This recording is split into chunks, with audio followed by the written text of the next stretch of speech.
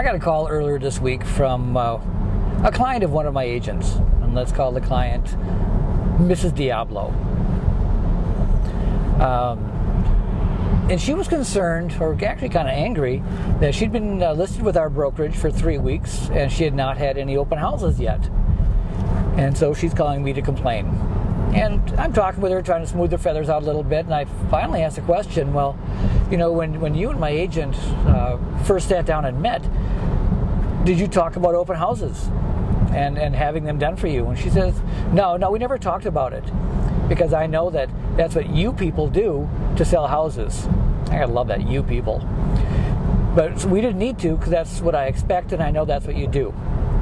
And obviously this caused some problems. But I was able to talk her through it. I got a hold of my agent, you know, made peace in the valley, and you know, she's doing open houses. But whenever I get a complaint from a consumer about one of my agents, I always do a little post-mortem and find out, you know, what happened and what can we do to do it better next time.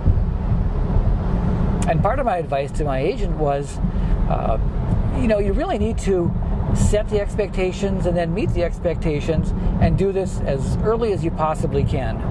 Now, I know for me, when I used to be a listing agent back in the day, I would sit down with my seller and I had a whole sheet of possibilities of marketing activities. You know, open houses, brokers opens, walk in the neighborhoods, direct mails, single property websites.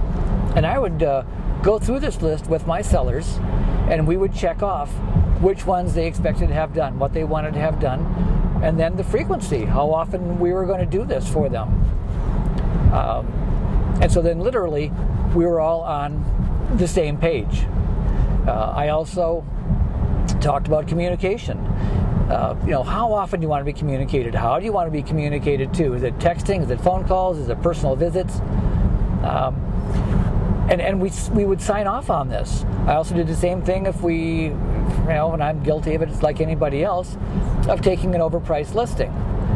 And we would put down in writing that after so many showings, we would reduce the price by this much money. So, you know, what I'm doing with this is, first, I'm setting my expectations.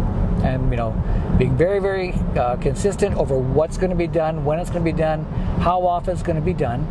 And once we do this, then it's relatively easy to fulfill the expectations of the client. You know, it's just do what you said you're going to do, follow on the piece of paper, and it should really eliminate any issues that you might have. So, worked for me. That's all I got for today. Thanks for watching, and stop back again.